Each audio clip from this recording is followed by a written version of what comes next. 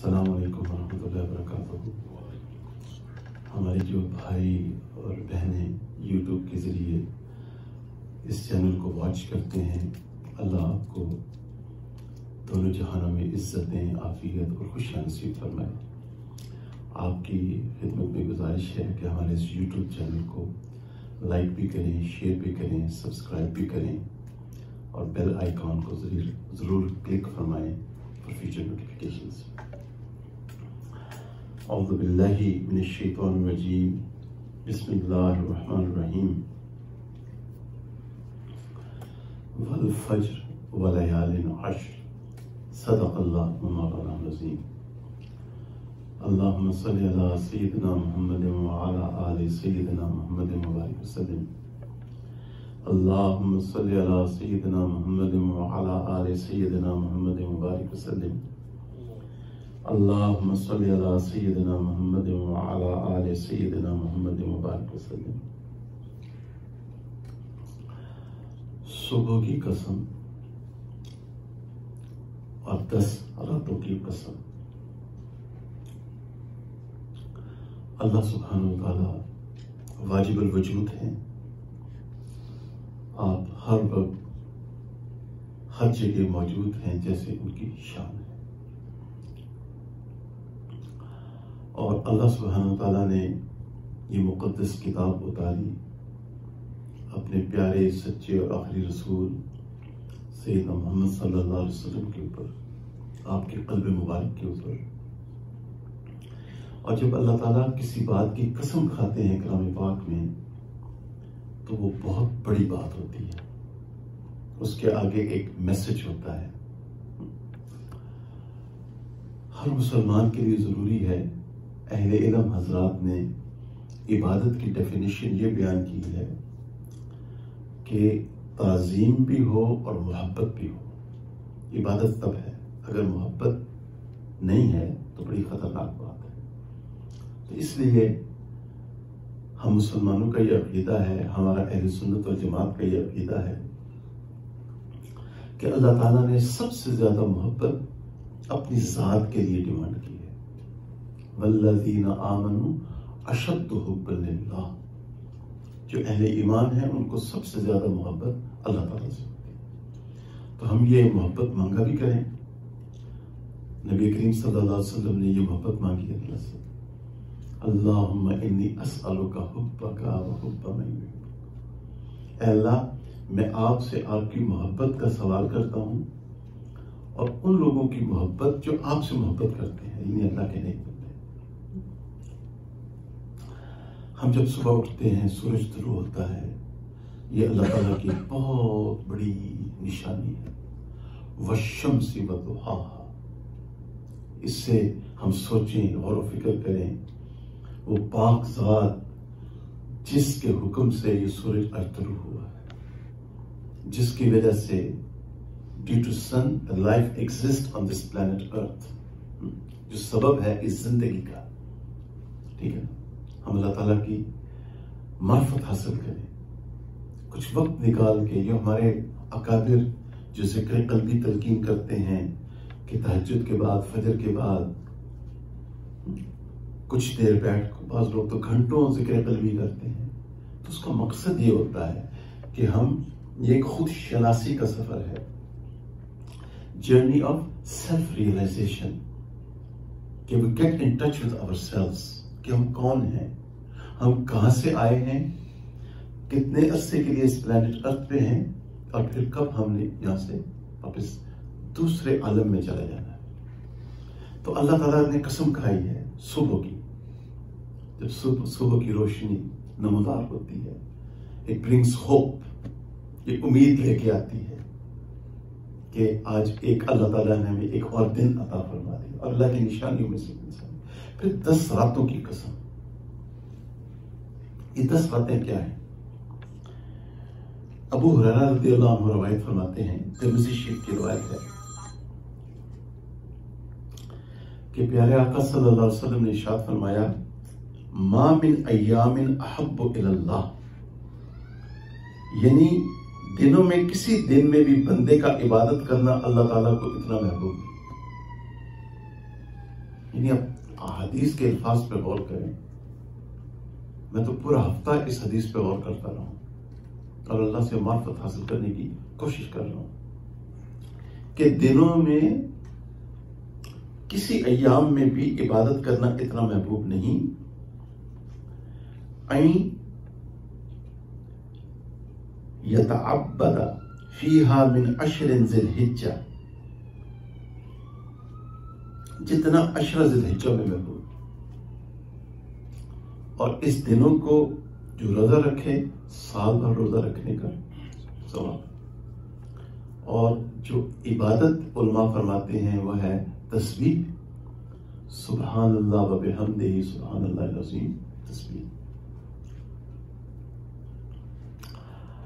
اور اللہ تعالیٰ کی حمد الحمدللہ رب العالمین، اور تحلیل لسانی لا الہ الا اللہ لا الہ الا اللہ، اور کبھی کبھی محمد الرسول اللہ صلی اللہ علیہ وسلم، یہ ذکر. اور پھر اس رات کو جو عبادت کرے تو اس کا ثواب لیلۃ القدر کے نوافل کے برابر ہے. جتنا ثواب لیلۃ القدر میں نوافل کا ملتا ہے ان راتوں میں ملتا ہے. کیونکہ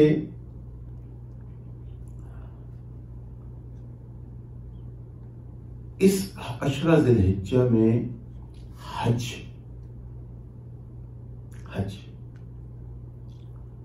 ادا کیا جاتا ہے، اور حج رکن اعظم ہے ہمارے دین کا. حج کے اندر عبادت بھی ہے، نماز بھی ہے. حج کے اندر اللہ کی راہ میں خرچ کرنا بھی ہے، اور حج کے اندر روزہ رکھنا بھی ہے.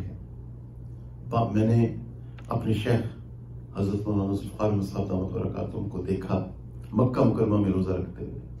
میں نے اپنے استاد مولانا المدین صاحب مرحوم رحمۃ اللہ علیہ کو دیکھا حج میں روزہ رکھتے ہوئے ان ایام میں.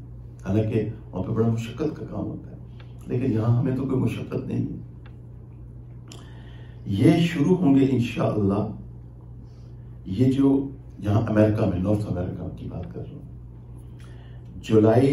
ٹیوزڈے ایوننگ جولائی 21 کو اس کی منسائٹنگ ہوگی، کیونکہ نبی کریم صلی اللہ علیہ وسلم کی واجب سنت ہے.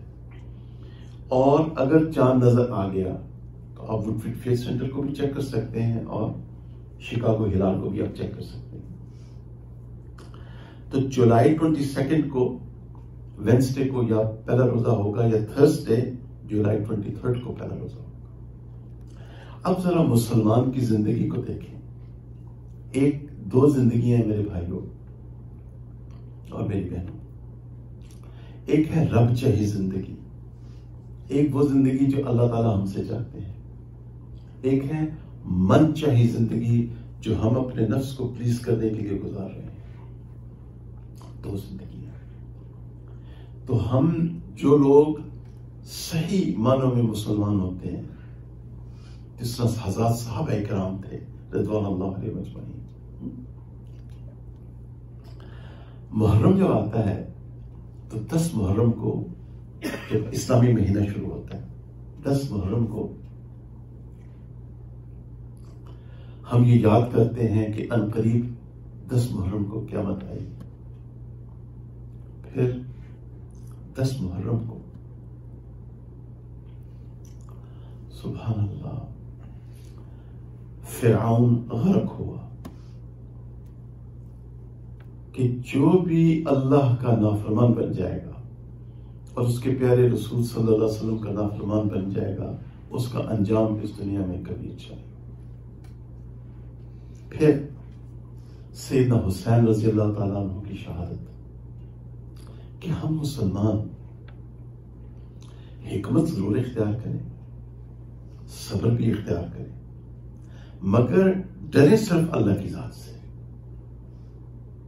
یہ نہ ہو کہ کرونا وائرس سے ہم اتنے ڈر جائیں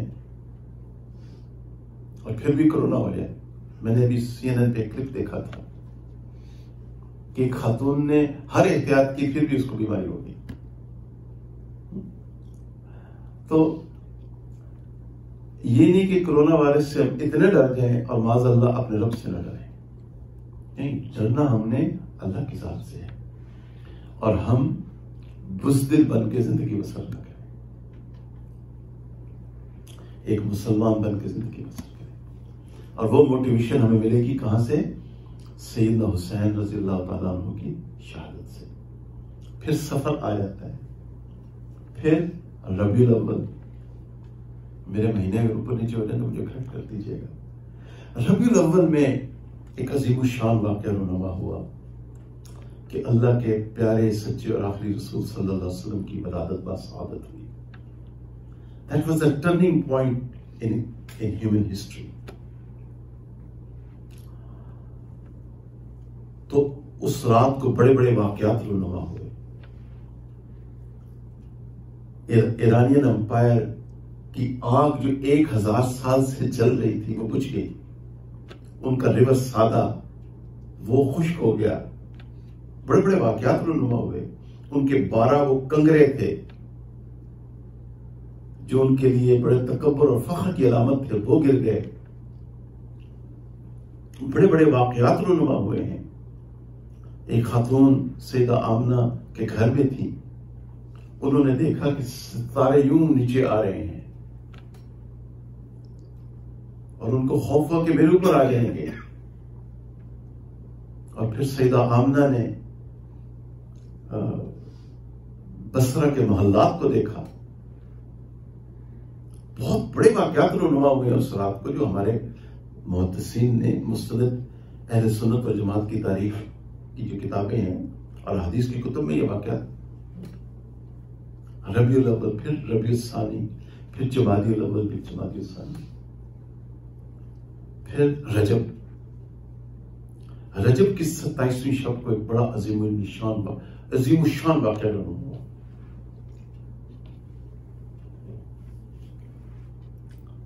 اب میں پھر مجبور ہوں اس منکر حدیث کا ذکر کرنے میں. اب میرے اندر درد ہے کہ امت بچ جائے اس کے شخص سے. یہ شخص اتنا گمراہ انسان ہے، اس نے ہر چیز کا انکار کر دیا. اور لاکھوں مسلمان، ایون پاکستان کے نیوز اینکر اس کے اسٹوڈنٹس ہیں. فخریہ کہتے ہیں ہم اس کے اسٹوڈنٹ ہیں. انا للہ و انا الیہ راجعون. یہ شخص انکار کرتا ہے. یہ شخص عیسیٰ علیہ السلام کی رفت کا انکار کرتا ہے، جو اجماع صحابہ سے ثابت ہے جو عقیدہ. اور جو چیز اجماع صحابہ سے ثابت ہو یا اجماع امت سے ثابت ہو، اس کا انکار کیا ہوتا ہے؟ کفر ہوتا ہے. کیا ہوتا ہے؟ کفر ہوتا ہے. آپ ذرا تصور تو کریں نا، یہ شخص کہاں تک پہنچ گیا ہے. اور اس کا جو شاگرد ہے، اس کے ہاتھ چومتا ہے شیطان. گستاخ صحابہ. میری گزارش ہے یوٹیوب کے ذریعے بھی ان لوگوں کو نہ سنیں. ایسا نہ ہو کہ ایمان سلب ہو چکا ہو. نہ سنا کریں ان دونوں لوگوں کو. مفتی تقی عثمانی صاحب کو سنیں. آپ کے قلب میں نور داخل ہوگا. واللہ آپ کے قلب میں نور داخل ہوگا. ماشاءاللہ. مولانا مکی حجازی صاحب کو سنیں. میرے شیخ حضرت مولانا ذوالفقار احمد صاحب کو سنیں.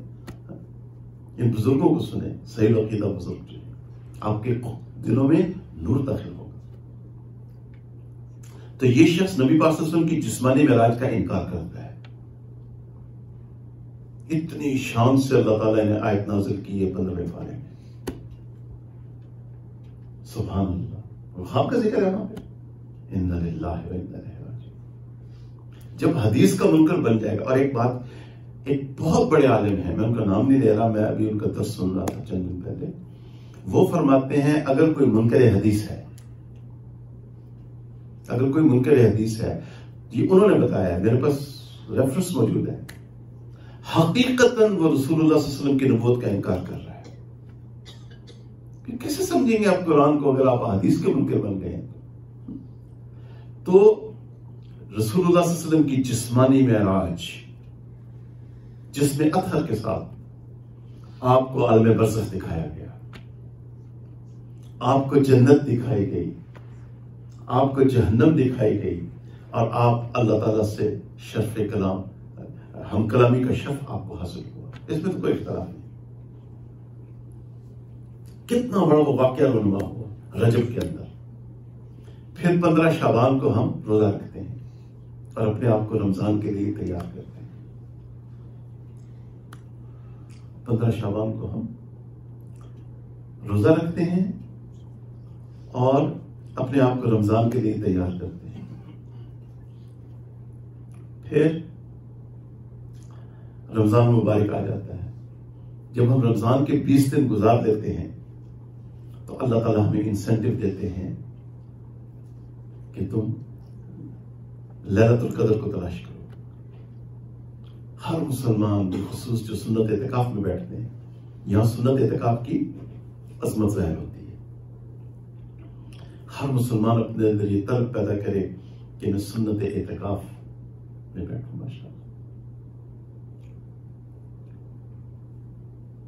ماشاءاللہ ہمارے یہ حافظ فرقان صاحب، معاف کیجیے گا میں نے صبح ان کو دیکھا نہیں، ورنہ میں ان کو امامت کے لیے آگے کرتا، تو معاف فرما دیں. مجھے بعد میں احساس ہوا ان کا حق زیادہ ہے، وہ حافظ قرآن ہے. تو ماشاءاللہ یہ سنت اعتکاف میں بیٹھے ہیں. اللہ اور نوجوان بچوں کو اگلے سال سنت اعتکاف میں بیٹھنے کی توفیق نصیب فرمائے. ماشاءاللہ لا قوت الا باللہ. پھر ہم لیلۃ القدر کو تلاش کرتے ہیں اور پھر ہم خوشی سے عید مناتے ہیں کہ ہماری مغفرت ہو چکی ہے. اللہ تعالیٰ نے ہمیں جہنم سے آزاد فرما دیا. عتق من النار. پھر شوال، پھر ذوالقعدہ اور پھر ذوالحج. ذوالحج میں پھر اللہ تعالیٰ ہمیں یہ انسینٹیو دے دیتے ہیں. رمضان کے بعد 2 مہینے تم نے ریسٹ کر لیا، اور میں چونکہ اللہ سبحانہ و تعالیٰ رحمان اور رحیم ہے، اللہ تعالیٰ رحمان اور رحیم ہے. اللہ تعالیٰ اپنی مخلوق سے بہت محبت فرماتے ہیں. اللہ تعالیٰ بہت پیارے ہیں. اللہ تعالیٰ بہت اچھے ہیں. اے میرے سونے اللہ، میں تیرے صدقے تے قربان ہے میرے سونے اللہ. سبحان اللہ. میرے سجدوں میں تیری حمد و ثنا، میرا کوئی نہیں اللہ تیرے سوا. میرے سجدوں میں تیری حمد و ثنا، میرا کوئی نہیں اللہ تیرے سوا. مجھ گناہگار کو تو نہ دینا سزا، میری توبہ ہے توبہ اے میرے الہ. مجھ پہ جب بھی مصیبت بنی ہے، اللہ تیرے نام سے ہی ٹلی ہے. مشکلیں حل کرو سب کے مشکل کشا، میرا کوئی نہیں اللہ تیرے سوا. چونکہ اللہ تعالیٰ بہت رحمان و رحیم ہے، اس نعمت کے اوپر ضرور اللہ کا شکر ادا کیا کریں. ہم سب یوٹیوب کے ذریعے بھی عرض کر رہا ہوں، اللہم صلی اللہ علیہ وسلم، کہ اللہ تعالیٰ نے مجھے اور آپ کو بن پوچھے بن مانگے سیدنا محمد رسول اللہ صلی اللہ علیہ وسلم کی امت میں پیدا کر دیا. اس نعمت پہ خصوصی شکر ادا کیا کریں، اور فجر اور مغرب کے بعد یہ دعا ضرور مانگا کریں. رضیت باللہ ربا وبالاسلام دینا وبمحمد نبیا ورسولا صلی اللہ علیہ وآلہ وسلم. ضرور اللہ کا شکر ادا کیا کریں.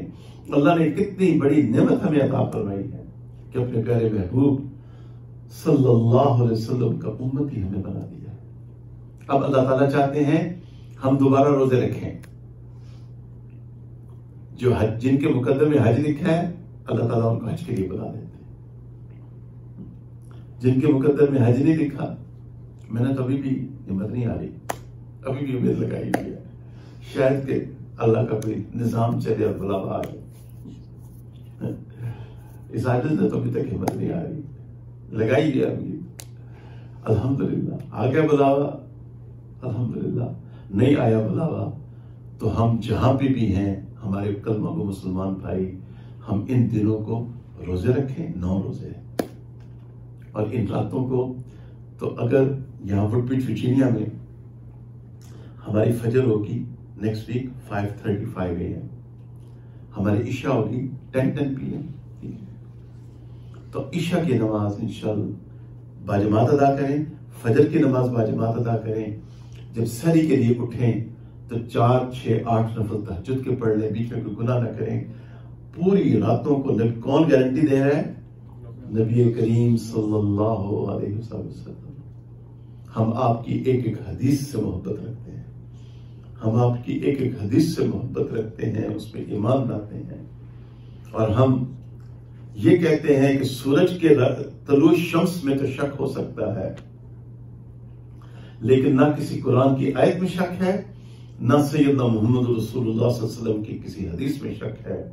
محدثین کرام کی اللہ تعالیٰ درجات عالیہ کو بلند فرمائے، جنہوں نے اتنی محنتی فرمائی اور اسماء الرجال کی سائنس کو انٹروڈیوس کیا، ایک ایک حدیث کو سٹڈی کیا، اسکروٹنائز کیا، اور آج وہ احادیث ہمارے سامنے موجود ہیں۔ تو نبی کریم صلی اللہ علیہ وسلم یہ گارنٹی دے رہے ہیں، لیکن لیلۃ القدر کا سوال ہے۔ اب ہم آتے ہیں تو ہم نے عبادت کرنی ہے، عبادت انشاءاللہ بات میں سمیٹنے والا ہوں انشاءاللہ۔ اللہ تعالیٰ کی ہم نے عبادت کرنی ہے۔ ہماری تخلیق کا مقصد یہ ہے کہ اللہ کی عبادت کرنا۔ جب غور کیا جس حد تک رسائی ہو چکی، دیکھیں یہ جو نیت ہے نا، نیت یہ بہت اہم چیز ہے دین اسلام میں۔ کوئی بھی کام کرتے وقت اپنی نیت کو ٹٹولا کریں۔ نیت کے بارے میں اہل علم حضرات نے لکھا ہے کہ ایک شخص نے اللہ تعالیٰ کی عبادت کی 100 سال، تو 100 × 10 = 1000 ایسے ہی بنتے ہیں، کیا ہوتا؟ 1000 ہی بنتا ہے۔ آپ کا میتھ اچھا ہے۔ I was never good in math۔ اللہ اکبر کبیرہ۔ تو 1000 years تک اللہ تعالیٰ جنت دے دیتے، پھر بات ختم۔ یہ اللہ تعالیٰ ہمیشہ ہمیشہ کی جنت کیوں دے رہے ہیں؟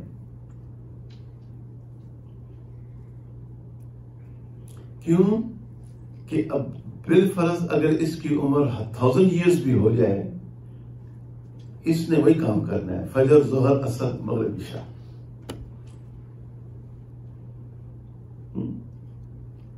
اس نے اللہ کی اطاعت اور عبادت ہی کرنی ہے۔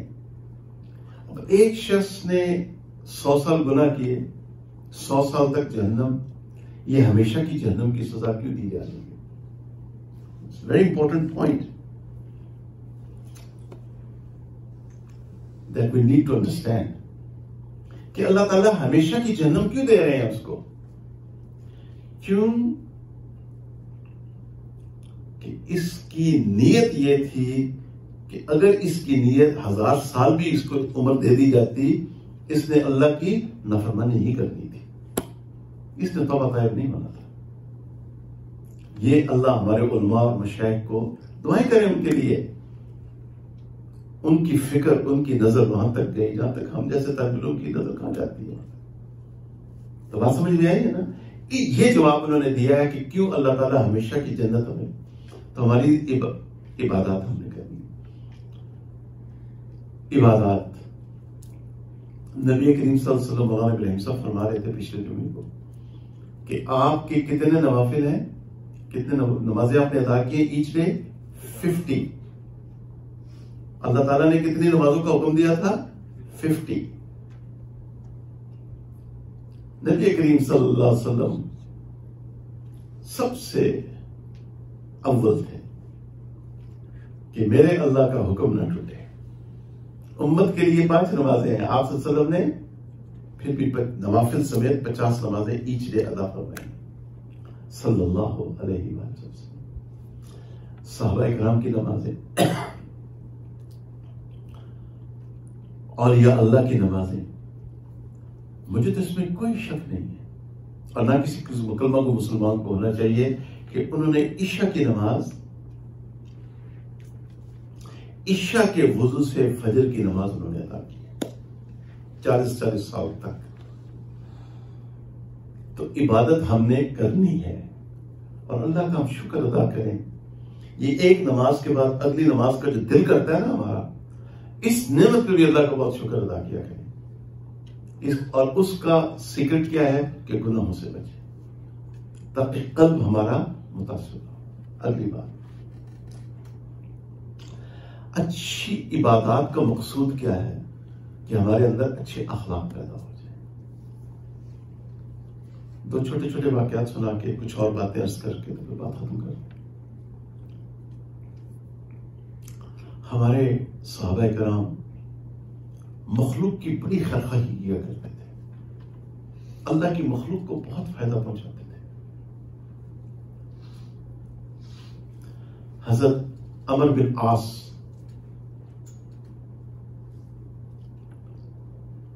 ہی واز اے اسٹیٹس مین، وہ بڑی شان والے صحابی تھے. وہی گئے تھے نجاشی کے پاس، انہوں نے ریپرزینٹ کیا تھا مشرکین مکہ کو، بعد میں ایمان لے آئے تھے.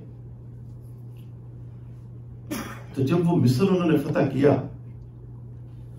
تو ٹینٹ بنا ہوا تھا، جو ان کا ٹینٹ تھا خیمہ، اس میں کبوتری نے گھونسلہ بنا لیا تھا. تو آپ نے فرمایا جب جانے لگے کہ اس ٹینٹ کو فولڈ نہ کرو، اور غالباً کبوتری کو فسطاط کہتے ہیں عربی میں، تو وہاں پہ آج بھی ایک شہر ہے مصر میں جس کو فسطاط کہتے ہیں.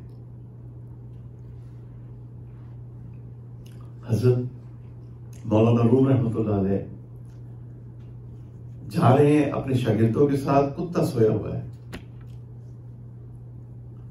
آپ نے کھڑے رہے یہاں تک کہ کتا اپنی نیند خود جاگا. فرماتے ہیں میری وہ نیکی اللہ کے ہاں اتنی مقبول ہوئی کہ اللہ تعالیٰ نے اس کے بعد مجھے مثنوی علامہ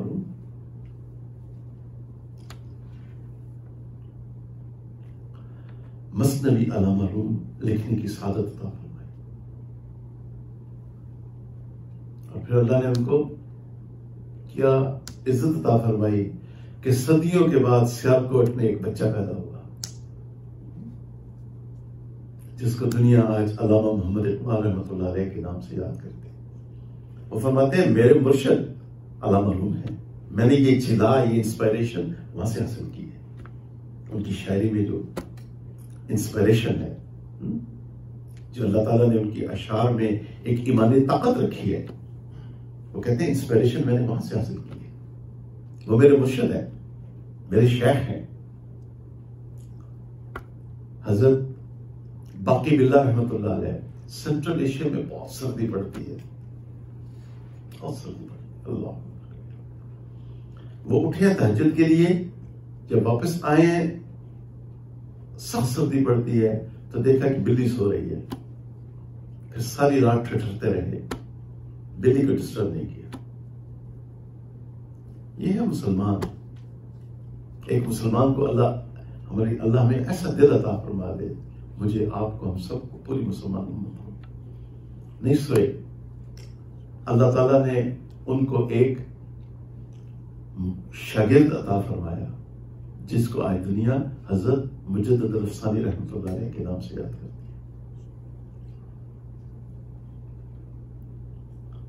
ہم مانتے ہیں کہ اہل بدعت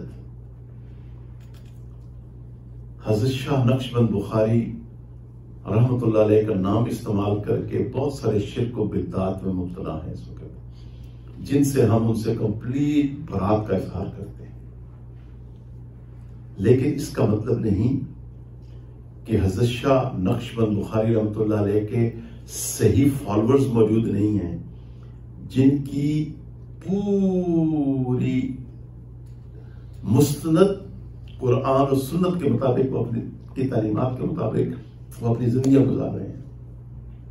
حضرت شاہ نقشبند بخاری رحمۃ اللہ علیہ نے 17 دن تک ایک کتے کی خدمت کی. 17 دن تک ایک کتے کی خدمت کی. سارا دن جاب کرتے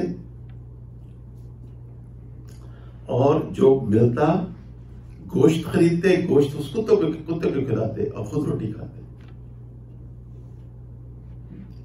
اور پھر اس سلسلہ عالیہ نقشبندیہ میں اللہ تعالیٰ نے حضرت مجدد الافسانی رحمۃ اللہ علیہ جیسے لوگ پیدا کیے. تو میرے بھائیوں، ان عبادات کا مقصد کیا ہے کہ ہمارے اندر انسانی ہمدردی پیدا ہو جائے. مسلمان ہو یا غیر مسلم، ہماری ذات سے اس کو فائدہ پہنچے، کسی کو ہماری ذات سے نقصان نہ پہنچے. اب حج کے کچھ واجبات اور اس کے بعد انشاءاللہ بات ختم کرتے ہیں. حج کے جو واجبات ہیں، حج یہ بڑا اہم مسئلہ ہے، اس کو سمجھ لیں، اور میری امید ہے کہ یوٹیوب کے ذریعے اس کا اللہ کی مخلوق کو فائدہ پہنچے گا انشاءاللہ. حج کے فرائض: احرام باندھنا، وقوف عرفہ اور طواف زیارت. احرام جب باندھتے ہیں حج یا عمرے کا، احرام اس وقت تک ہم احرام سے حلال نہیں ہوتے جب تک کہ آیا ہم نمبر 1 حلق نہ کروائیں. حلق کا مطلب ہے ٹینڈ کروانا، پورا سر شیو کروانا. اس کے لیے نبی کریم صلی اللہ علیہ وسلم نے 3 دعائیں رحمت مانگی. یا اگر آپ کے لمبے بال ہیں تو 1 انچ تک پورے بال آپ نے قصر کروانے ہیں، اس کے لیے 1 دعا رحمت مانگی. ادروائز یہ جو بعض لوگ فیشن کرتے ہیں، جاتے ہیں اور چند بال کٹوا لیتے ہیں، اس سے احرام نہیں اترتا. یہ شخص محرم رہتا ہے اللہ کی نظر میں. خامن کراچی میں ہے، بیوی لاہور میں ہے. 1 سال گزر چکا ہے، کوئی کمیونیکیشن نہیں ہے. خامن نے بیوی کو طلاق نہیں دی. وہ عورت ابھی تک منقوہ ہے جب تک کہ خامن اس کو ریلیز نہ کرے اسلامی کے لیے. ٹھیک ہے نا؟ اسی طرح جو شخص احرام باندھتا ہے، یا وہ حلق کرائے یا قصر کرائے، اگر اس نے چند بال کٹوائے ہیں تو صرف وہ کپڑے اتارنے سے وہ احرام سے نہیں نکلا، وہ اللہ تعالیٰ کے ہاں محرم ہے. اب میاں اور بیوی کا جو ملاپ ہے، when husband and wife become intimate، اس کی دعا ہے اللہم جنبنا الشیطان وجنب الشیطان ما رزقتنا. آمین. یہ دعا پڑھنے سے نیک اولاد ثابت ہو، نیک اولاد اور اللہ تعالیٰ ایمان کی حفاظت کرنا. اچھا، تو اس میں صدقے کا ثواب ملتا ہے، گناہ جھڑتے ہیں جب غسل جنابت دیتا ہے. لیکن اگر حج کرنے والے یا عمرہ کرنے والے نے احرام سے نہیں نکلا تو وہ عند اللہ محرم ہے، وہ جب بھی بیوی کے پاس جائے گا حرام ہوگا، گناہ لے کر جائے گا.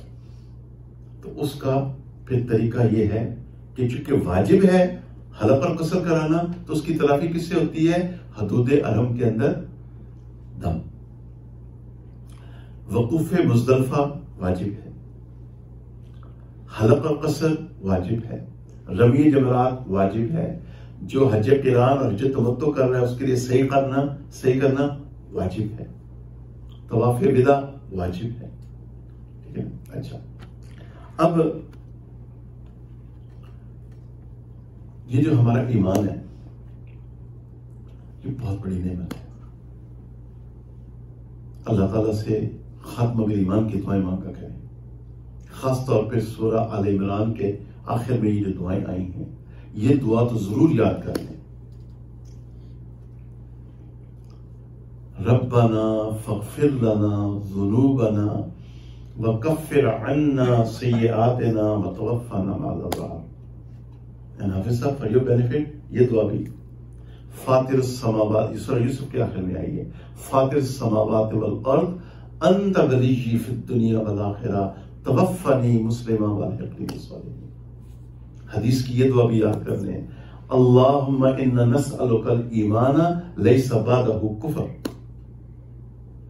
انشاءاللہ خاتمہ بالایمان. یہ دعائیں باقاعدگی سے تہجد میں مانگا کریں، فجر کے بعد مانگا کریں، مغرب کے بعد مانگا کریں. کچھ وقت بیٹھ کے یہ دعائیں ضرور پڑھا کریں. اچھا، یہ ایک بات ہو گئی خاتمہ بالایمان. تو ایمان کس چیز کے اوپر بلڈ ہے؟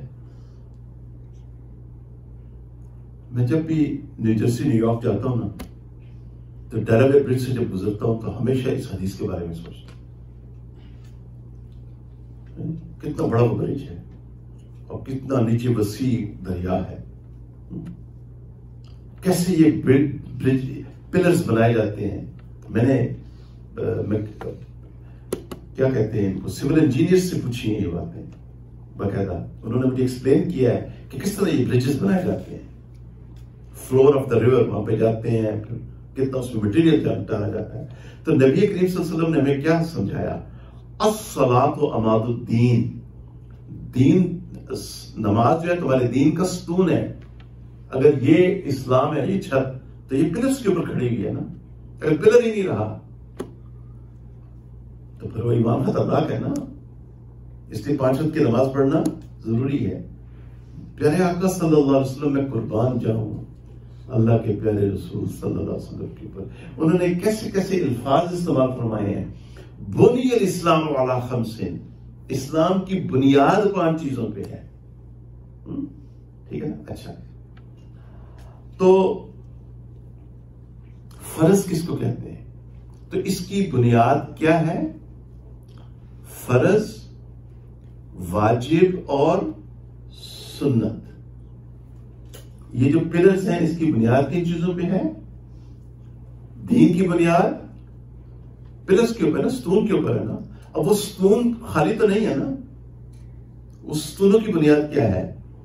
فرض, واجب اور سنت. تو واجب سنت کی ایک قسم ہے جو کسی حالت میں آپ چھوڑ نہیں سکتے.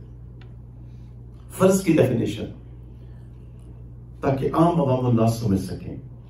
اس حکم کو کہتے ہیں جو دلیل قطعی اور یقینی ہے.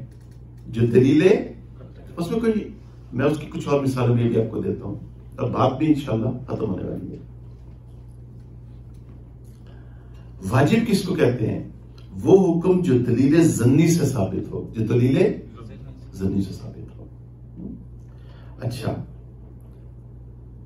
فرض کا انکار کرنے والا دار اسلام سے خارج ہو جاتا ہے. عام مسلمان فرض کا انکار نہیں کرتے.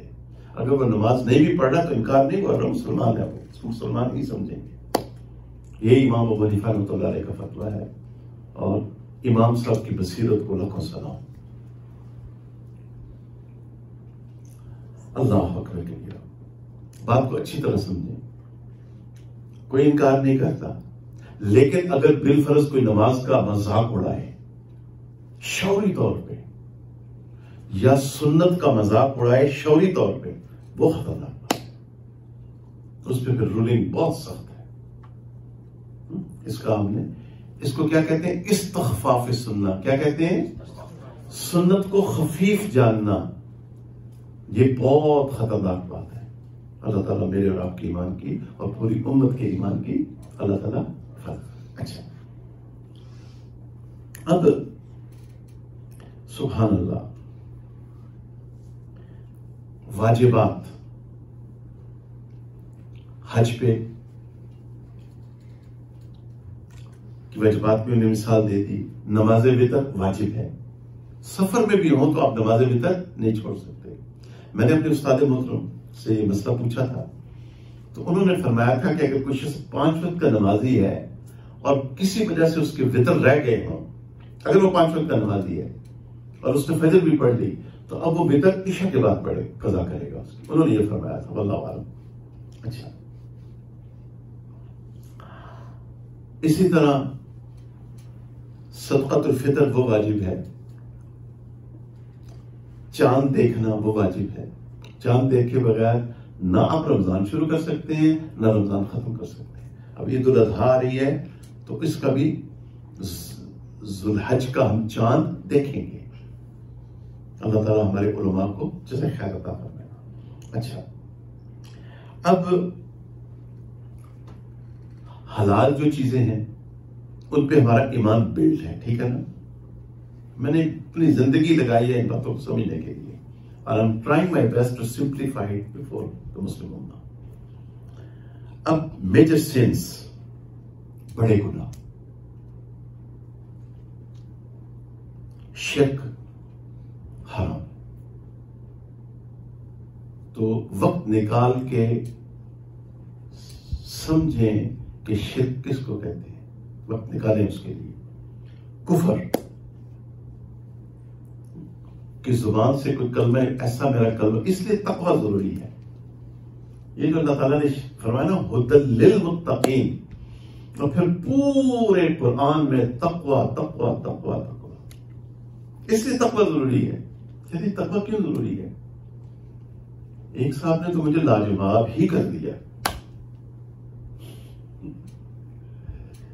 کہتے ہیں جی یہ جو آپ ہمیشہ کہتے ہیں نا تقوی تقوی، تو رب المتقین تو نہیں ہے، وہ رب العالمین ہے.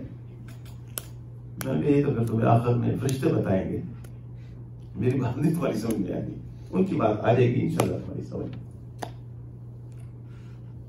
وہ تمہیں یہ مسئلہ سمجھائیں گے.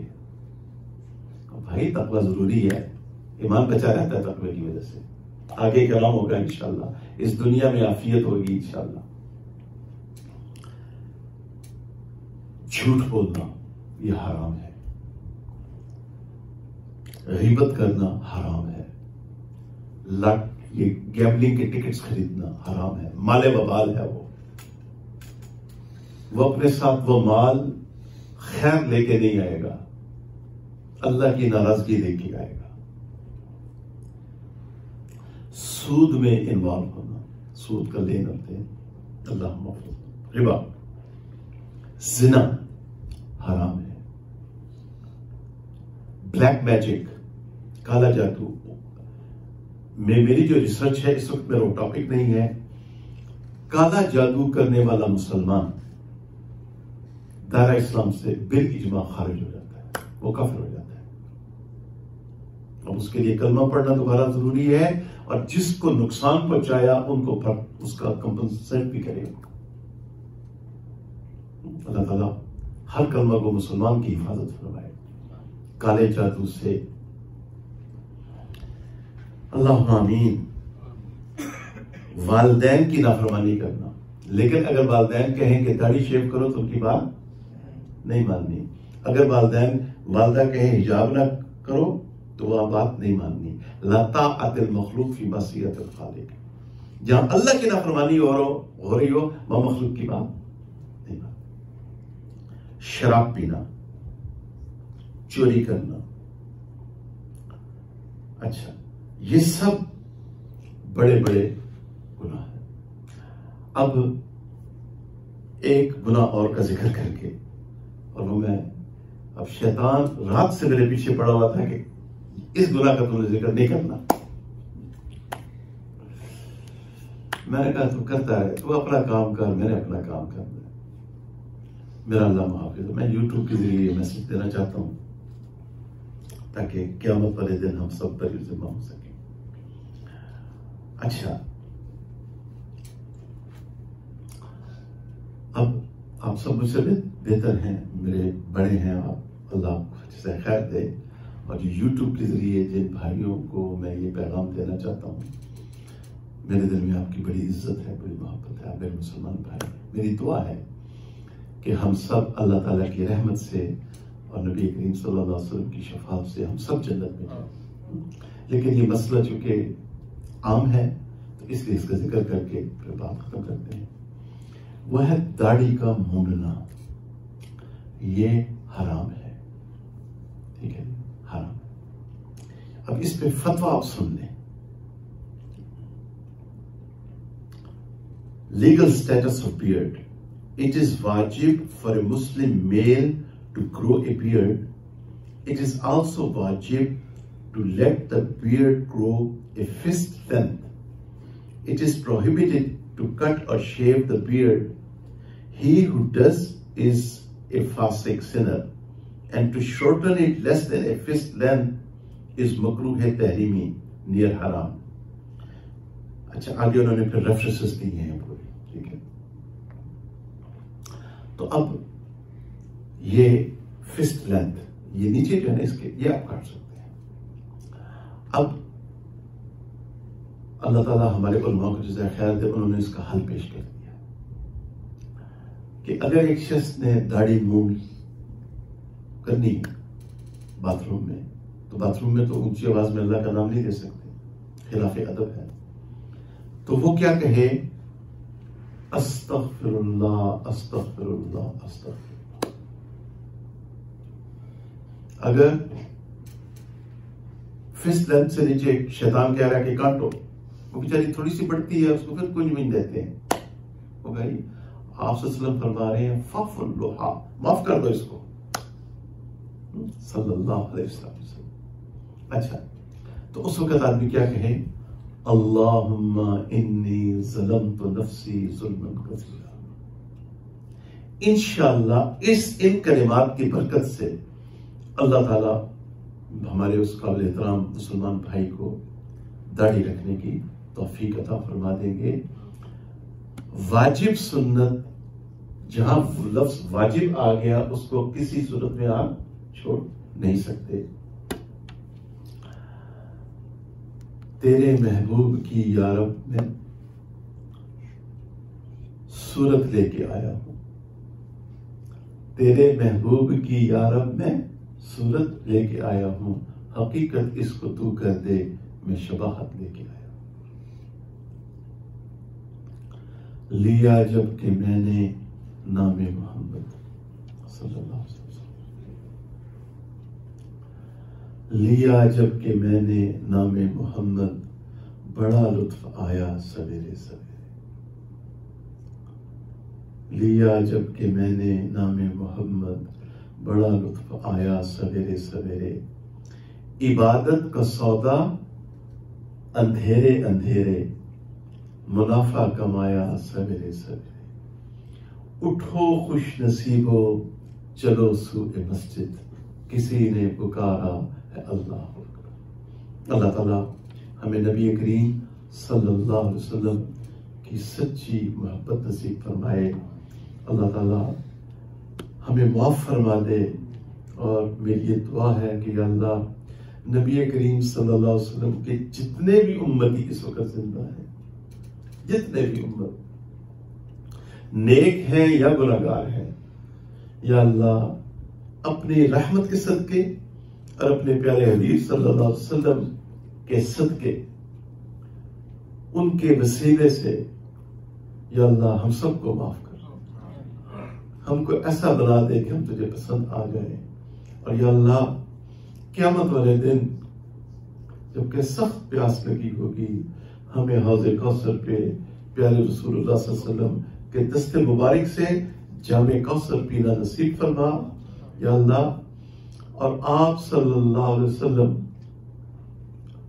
کے ساتھ ہمیں جنت الفردوس میں یا اللہ جب وہ ایک جمع غفیر ہوگا ان خوش نصیب لوگوں کا، جب تیرے حبیب صلی اللہ علیہ وسلم کی شفاعت سے وہ جنت میں جا رہے ہوں گے، ہمیں بھی اس دن جنت عطا فرما دینا. اور میرے شیخ ایک دعا مانگا کرتے ہیں، میں نے ان کی زبان مبارک سے یہ دعا سنی، یا اللہ قیامت والے دن ہمیں بخشے ہوئے گناہگاروں کی صف میں شامل کر دے. یا اللہ قیامت والے دن ہمیں بخشے ہوئے گناہگاروں کی صف میں شامل کر دینا. کل کا بھلا اور کل کی خیر. السلام علیکم ورحمۃ اللہ.